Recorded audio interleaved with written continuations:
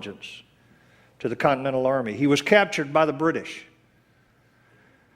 They destroyed and took everything that Haym Salomon owned, but he escaped from them and made his way down to Philadelphia, where he started all over again and rebuilt his business, made more money. And then in 1781, when the U.S. dollar was about to collapse, when the entire economy was about to collapse as a result of it, Haym Salomon actually loaned money to the federal government. He loaned money to individual members of Congress to keep them afloat. He guaranteed loans from other nations. And based on his reputation as a man of integrity, other nations were willing to lend the United States government money based on his word. Haym Salomon died penniless. And when they finally went back to try to figure out how much they owed Haym Salomon in roughly around 1800, they figured that they owed him a minimum of $635,000. Think of that in the context of today's money. You know, the founders of this nation unquestionably realized that the Jews, the ancient Hebrews, were important. It would be important to the life of this country, would be important to the founding of this country. And our support of those Jews would be important to our survival. You know, George Washington wrote a letter to a Jewish community in Savannah, Georgia. And I don't know if there are any of you here from Georgia, but one of the co-founders of Savannah, Georgia was a Jew. And in that letter, George Washington told them how important they were to the American society. He also wrote one to the Jewish community in Hartford, Connecticut. This is George Washington himself telling them the same thing and actually quoting Scripture, part of the Scripture that I just read to you a few minutes ago. The other thing is, John Adams, great founding father, wrote the following statement. He said, "The Hebrews have done more to civilize men than any other nation. God ordered the Jews to preserve and propagate to all mankind the doctrine of a supreme, intelligent, wise, almighty, sovereign of the universe, which is to be the great essential principles of morality and consequently all civilization." What a statement by one of our founding fathers. Furthermore, Benjamin Franklin and Thomas Jefferson both were asked to design a national seal for this new nation to represent its independence from England. Without collaboration, each of them came up with a seal that actually reflected on the early Hebrews.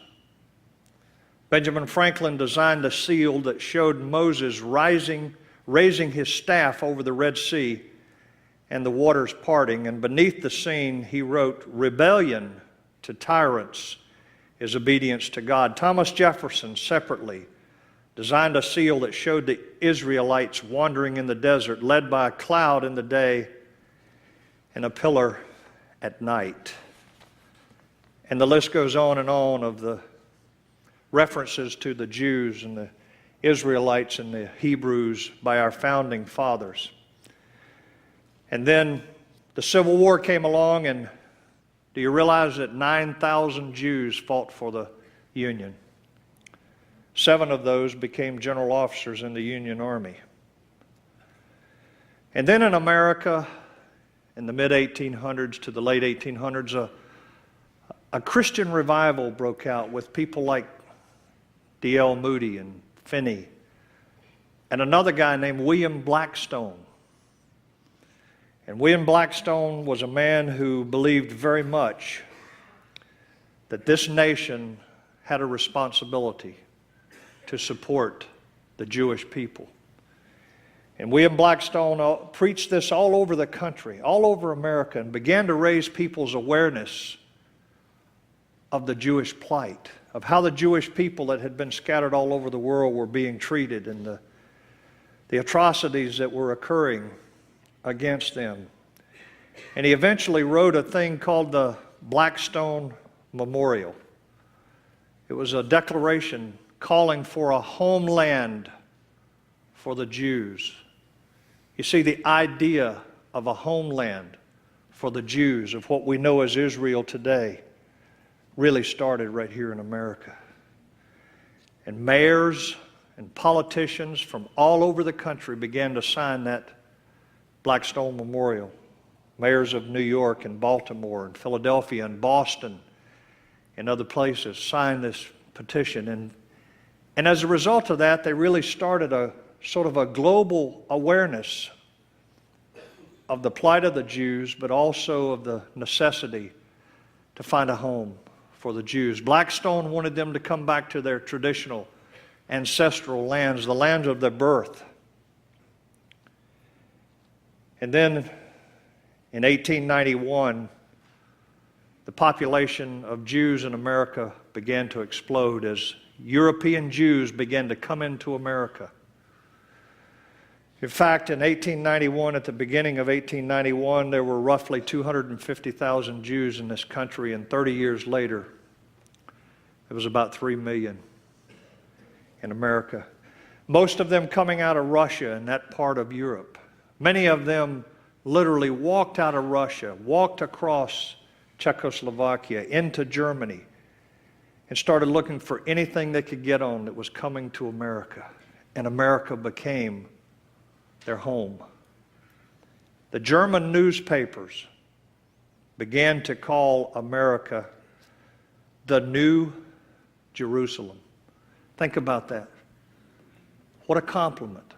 What a wonderful thing for this nation at one time to have been so supportive of the Jews, of God's chosen people, that we were called the New Jerusalem.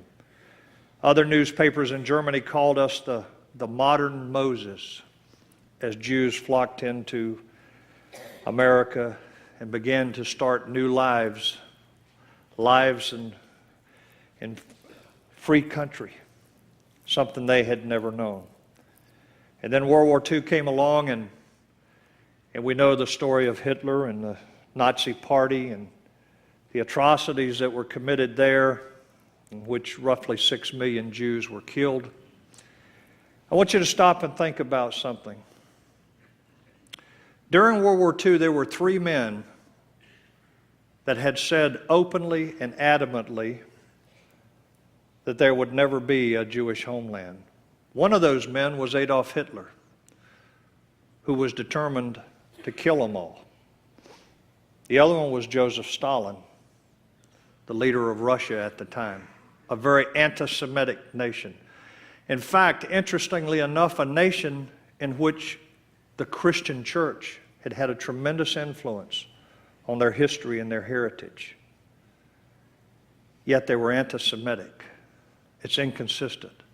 It doesn't make any sense. And then the third one was a guy named Franklin Delano Roosevelt.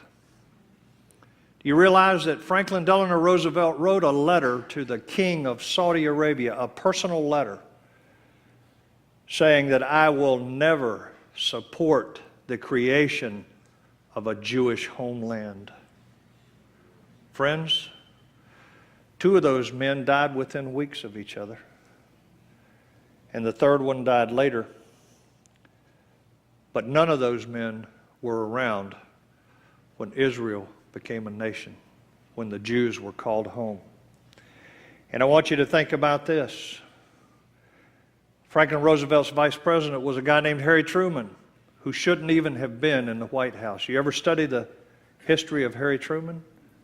Roosevelt didn't even like him. Roosevelt didn't even talk to him. He was a compromise within the Democratic Party, that he was even on the ticket. Never should have been there. But there's something very interesting about Harry Truman.